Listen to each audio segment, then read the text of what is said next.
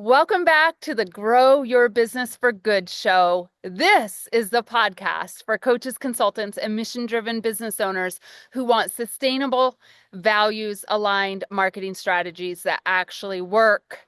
And today I'm saying something real bold. That should not surprise you. It's 2025, y'all, and it's time to start marketing without social media. Welcome to the Grow Your Business for Good show. This is a place where coaches and consultants gather so you can learn how to lead a world-class business that does not tax your time, your energy, or your financial resources. We are your hosts, M. Shannon Hernandez and Amy Hager of the Joyful Business Revolution. And our number one goal is to bring you clarity and insight on how to grow your business for good. I know it might sound radical, and yeah, you still see us on social media, but if you look closely, you'll notice that social media really isn't our strategy. It's a tool, and it's one of many tools. And so in this episode, we really want to walk you through why relying on social media is no longer sustainable. And we're going to give you 19 alternative marketing strategies that you can use instead. So this is going to be a two-part episode. Hold on to your seats. If you need to grab a pen and a paper so that you can write down some of these ideas, then go ahead and press pause and do so. But Shannon, why don't you start with the obvious, just to set the stage? All right. Well, obviously, if you're looking at this on YouTube, you see a very different background behind me. I am at my parents' house in Illinois, standing on their deck, recording on a beautiful day. And why does that matter? The story matters. I got on a plane really fast. I think it was last Friday. I don't know. My mom has been in the hospital. She's still there. My sister and I joined forces, flew out together, and we've been here navigating the shit show of a health system we have in the United States. So why is that obvious, right? The obvious part is I have had zero time to get on social media. Like, seriously, I think last night when I fell in bed about 11 o'clock, I looked at LinkedIn, and there were 19 notifications and I just closed it. I was like, I don't even have the energy to figure this out. And so we're going to say it loud and clear. We don't hate social media. It has its place. I've made lots of great friends. We've met lots of amazing clients and collaborators, and people that want to connect us, right? But when we're using it as the only strategy, or you're using it as your only strategy, it is risky. It is exhausting. You are putting all your eggs in an algorithm basket, right? These algorithms change. That's kind of their job. That's how they keep you on your toes. I don't know. We've had more and more people say, no one's seen my post, no one's engaging with it. LinkedIn, Facebook, Instagram, all of it, right? It's all a thing that we're hearing. And if the platform vanishes or your account gets hacked, forget it. You're just like stuck. As my mother would say, stuck in a creek or a boat without a paddle. I can't remember what the You're hell. stuck in a boat without a paddle. Yeah, Probably on a creek, and you have zero control over what's happening. And Yeah. Amy, we've had lots of people, in true transparency over the last year, with politics, with distraction, with too much stimulation going on in the world. They've really been leaving social media, and they've been turning to us for okay, y'all have been saying this for years. How do I do this thing if I'm just exhausted and I don't even want to be here anymore? So Amy, let's talk a little bit about that. Well, and I think there's a lot of I don't want to be here anymore because we're realizing they want to be more present and less doom scrolling too. And so a lot of the assignments that we're giving our clients is to get off of social media. I will say, and I always say this, social media was created to be social, never to sell your business. And so when we start treating social media like it really was created to be social, that's a different thing. But back to today's conversation, you need other ways to market, the ways that you have control over, ways that you can create deeper content and connections, and ways that work whether you are or are not posting every day. And so I really want to dive into 19 marketing strategies that you can use without relying on social media. And first up is probably our favorite. Okay, it is our favorite, email marketing. So the reason why we love email marketing is one, you own your own list. Two, you control your own message. And so we teach our clients how to double their revenue with one email a week. And email still delivers one of the highest ROIs, and especially in our marketing, even when we look at our clients. Yeah.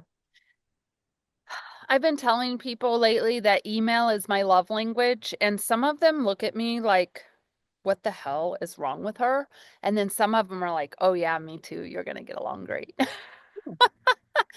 So let's just talk for a minute because we're going to share some little stories with some of these. Um, I don't even think I've posted on social, maybe one time about business in the last week, or last 2 weeks. And that's just because I haven't had time. I've been navigating a healthcare system. I've been navigating, a 40-minute drive to a hospital and doing that a couple times a day, and then trying to take care of 20 some acres of land. I flung 500 pounds of rock yesterday and built a rock garden. And by the way, that is my happy place. I really love manual labor. Um, but the point of all of this is if I had been running my business now, like I did many years ago, where I needed to be showing up on social, I felt like if I didn't go live, something was going to happen. I don't feel any of that. In fact, I've followed up a few times with people on email who talked to me before I left and copied Amy on those so that she could take it from there, for conversations. And we've sent our regular Monday and Thursday email with people booking calls, people buying tickets to things that we have coming up, and people reading, and I still feel connected. And so, one of the reasons I wanted to do this topic today is because it's so relevant to what's going on in my life. And I'm not going to lie, my brain has been kind of really happy the last 10 days with very little social and needing to rely on social at all. So, yay for email marketing. If email marketing is your love language or you'd like it to be, we'd love to hear from you. You can jump over to LinkedIn and say, hey, just listen to your episode. I love email marketing, or I want to love email marketing. We hear both of those equally. All right, Amy, what's number 2 on the list? Yeah, so number two is a live video off social. So when you think about this, it could be hosting your own Zoom workshops, maybe virtual open houses or Q&As. These are really great ways to build trust quickly. And I'm not going to lie, this is probably my second favorite outside of email. And that's something that's really big in our business. Really doing live videos and doing those Q&A sessions and open houses where you just get to be human and ask questions and get to know each other. And, I met someone yesterday who's trying to meet one new person a day, whether it's in Zoom or on person. And so when I talked to her about the meeting someone on Zoom every day, it's been interesting the conversations, the relationships, and that ripple effect that are happening because she has set this as a way that she's going to market and grow her business. Are they all converting into clients? No, but that's not the purpose. It's really to have that person to person interaction that's really happening when you physically can't be there in that same space. Yeah. One of the things we're experimenting with, and if you haven't had a chance to come, test it out for yourself, is every month I'm hosting a marketing office hours. And this would be a great example. We tell people what the topic is for the month, and we spend about 15 minutes, with me doing a little talking or teaching or discussion around the topic. And then we dive into your most pressing marketing and business growth questions. Those are held on Zoom. They're a lot of fun. I have a colleague who does an open house for her program every month. Well, she actually moved from a group open house to a private walkthrough of the open house, which I thought was really interesting. So there are so many ways that you can do this, and there's many ways that we help you think right outside of the box. Because the truth is, if you've been using social or you've only been using email, some of these are going to sound like, interesting to you. We'd love to help you like flesh that out for like what you're looking towards doing. All right. Well, we're on a podcast. So, Amy, let's talk about number 3, which is podcasts. So, a podcast, you can start your own, or you can be a guest, you can be both. But when you really think about audio, it builds that connection over time and invites listeners into your world. It's a chance to pull back that curtain and give a look behind the scenes. It's a chance for them to get to know your personality when the time works out well for them to listen. Yeah. And you may have heard this in earlier episodes of this podcast. Amy had to really twist my arm to do this podcast. All right. And like for a year or more, maybe more. Um, but the reason it works is only because we're here together, talking together as a conversation and not some solo Shannon show, which you would not want me to do that. All right. So find your flow if you want to do a podcast, or if you want to be a guest on a podcast, right? How many guest podcasts do you want to be on? Is it one a month? Is it one a week? Find the hosts that you resonate with, right? Make the asks.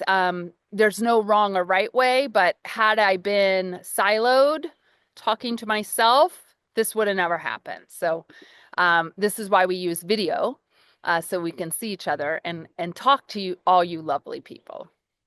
Well, and I think to add on to what Shannon's saying is you do need to find what flows well for you. So if starting your own podcast is just overwhelming, or if you don't want to have guests and you do feel comfortable with being on the show by yourself, giving thoughts and maybe walking through a framework, then do that. There is no one way to go about a podcast or any of these strategies alone. So I think that's really, really important. Make it your own. Shannon and I have figured out how to make this work for us. Okay, another one that I really, really love, and I actually have one coming up in a week or so, is our connection table dinners. So these are small in-person gatherings that are curated to build deep relationships, especially for introverts. It's really, really powerful for introverts who hate networking events, which is how this all got started. So I think, Shannon, you got to tell the backstory about how you started these things. Yeah. So fellow introvert, I mean, Amy's not an introvert, but if you're listening and you're an introvert, you've got a fellow introvert here.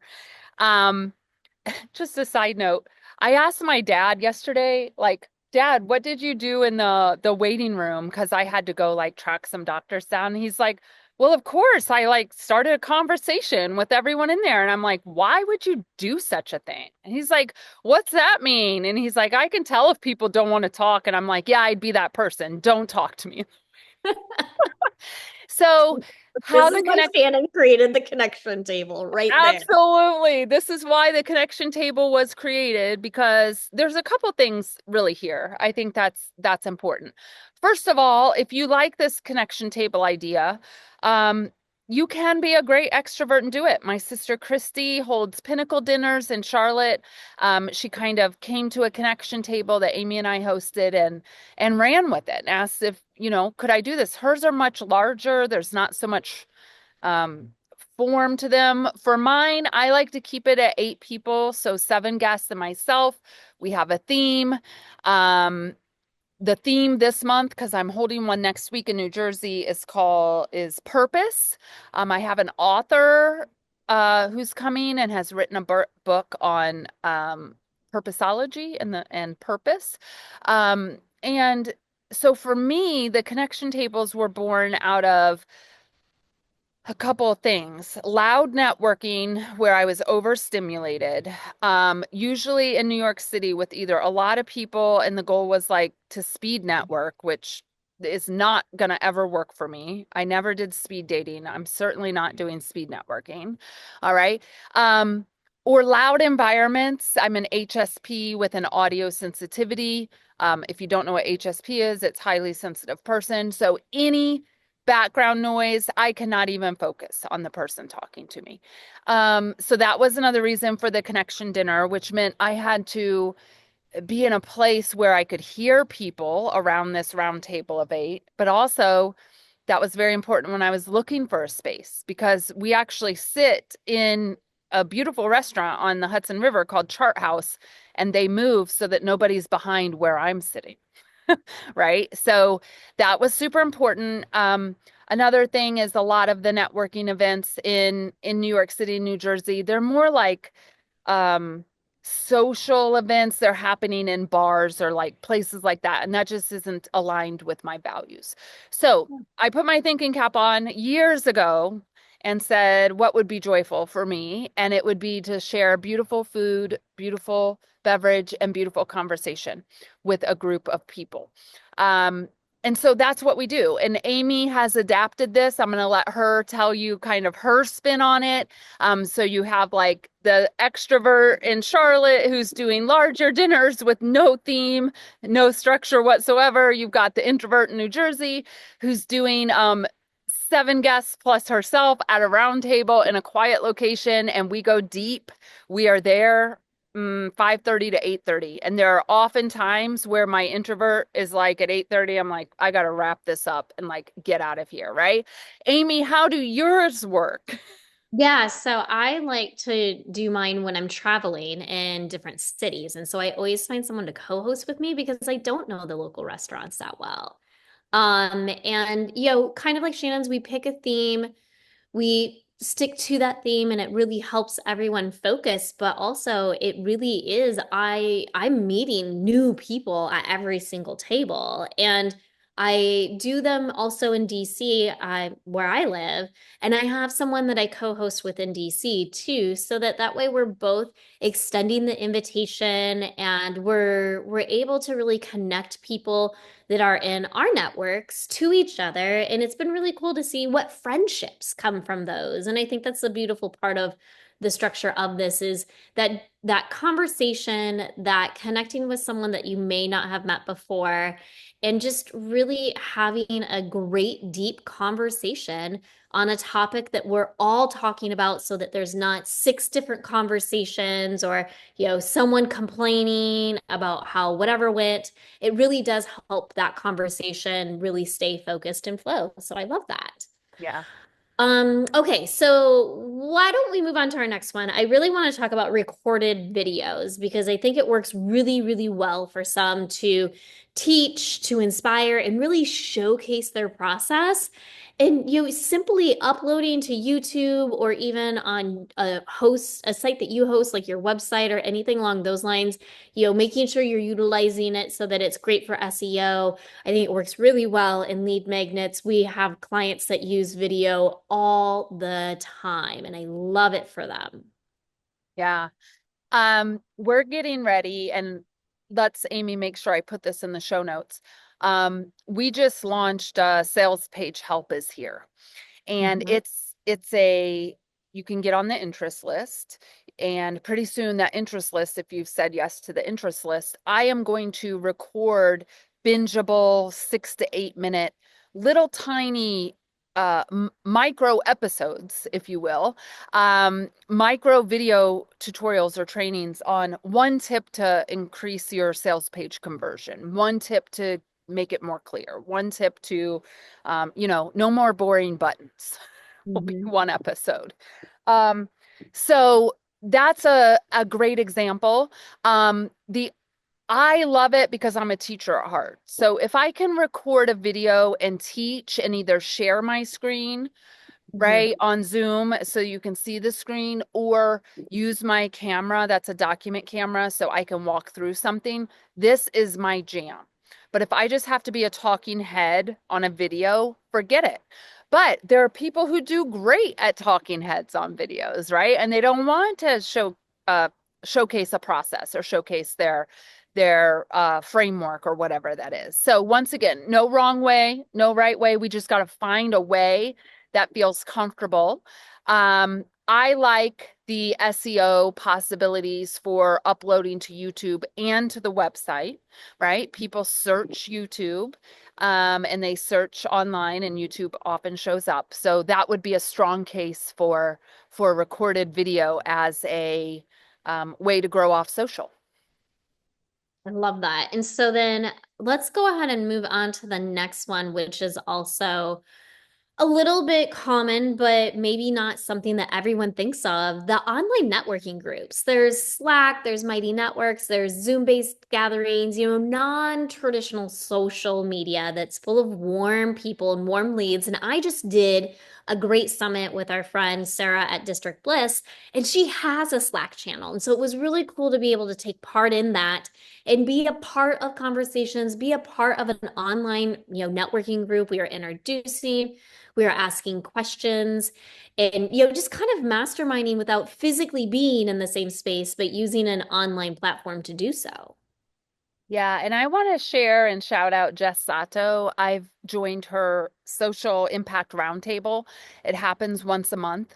Um, and we have it on Zoom, and it's really good. We often start the conversation off around a question that would be relevant to those of us who have businesses, and we do it for social impact.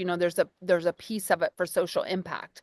And so that's become one of my favorite online gatherings each month. I also just want to say, like, there's a lot happening in Slack and a lot happening on WhatsApp. And Mm. first of all, Slack is nowhere in my vocabulary, right? Like, I'm not a Slacker and I'm not using Slack. It drives my brain crazy. I don't like all the things that come through. And WhatsApp is a strong contender behind that. Now, I am continuing to stay on WhatsApp. Um, However, I have muted Yeah. all channels with more than just me and one person in it. And I will often go over there once a week and kind of look through and see what's interesting, what's happening, and respond from there. But I do want to say some of these, if your focus is to save your energy and save your sanity and spend your time more wisely, you may have to do what I've done and put some parameters around those so that it's now not 42 Facebook messages, but now you're dealing with 42 Slack or um, WhatsApp messages. So just be careful there and use your boundaries and use your energy to your advantage. Yeah, definitely. Well, so then speaking of using other people to your advantage, guest appearances. So we're borrowing other people's audiences through collaborations, guest videos, and podcasts. I think it's one of our favorite strategies to use here for Shannon and I. And Shannon, do you have one that stands out to you right now that you really want to share about? Hmm. Well, I did put myself on a podcast tour this year, which shocked my entire team. And Amy's like, "Are you sure, Shannon? Like, this does not sound like something you do." But I'm still going strong. Yeah. My goal is to be on 36 podcasts this year, which some of you, if you're on podcasts, you may think I do that in 2 months, which is good if that's your energy. Not mine. Um, Collaborations. I'm trying to think here. I think, Well, go yeah. ahead. We're gonna be setting up a call to do a collaboration with Brianne Dick and her community over at Visionary CEO Academy. Um, and the purpose of this here, and so you've got to be really clear on what your purpose is. And I say what I'll give and what I'll get, and I'll say it to the other person. What are you giving and what are you getting? Like, both are important, that it's well designed collaboration. And so we're looking at her coming in and teaching our clients once a quarter around the topic of referrals on repeat. Mm-hmm. She's so good at it, and she's got the workbook developed. I just went through the 2-hour class myself last week.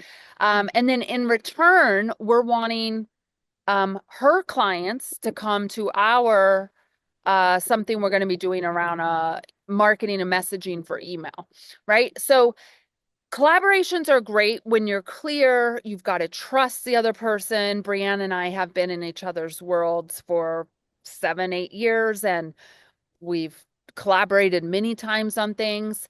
And you don't need a lot of collaborators. I think Right. I want to really emphasize that. I used to think I needed a lot of collaborators. I need about 6 really good collaborators. That keeps you busy in their audience and them in yours. And that's about all you can probably handle over a year's time, right? So, guest appearances, getting on those podcasts, doing guest video interviews, and collaborations with the people whose work you support and admire are some of the best ways to grow your business. Yeah, and I think that's really key is to make sure that it is people that you're value aligned with, that you got to know really well. And like even Shannon's podcast interviews, the way she went about it is she asked our community, her community, who has a podcast, this is the type of interview style I'm kind of interested in. Who do you know who? And that's how she is growing her. You're going to achieve, I guess, her goal of the 36 podcasts this year. So I want you to be really, really set that intention of having collaborations that are valued aligned when you're doing guest appearancing and not just showing up to show up. It's not a numbers game. It is always quality when you're thinking about your messaging and your marketing. I think the last one for this episode is probably one that, we do really well, which is creating our own stage, running your own workshops, your own summits, your own panels. It does give that opportunity for cross collaboration, but I think creating our own stage is something that Shannon and I have always thrived at in this brand, and something that I think we can really one thing that we can say we teach really, really well for others to figure out how to use in their brand. Yeah. So, one of the questions I'd love to kind of leave you with on this episode is if you could create your own stage, right? And I'll be honest with you all, I got sick of waiting to be invited. Hmm. That's why I started creating my own stages, right?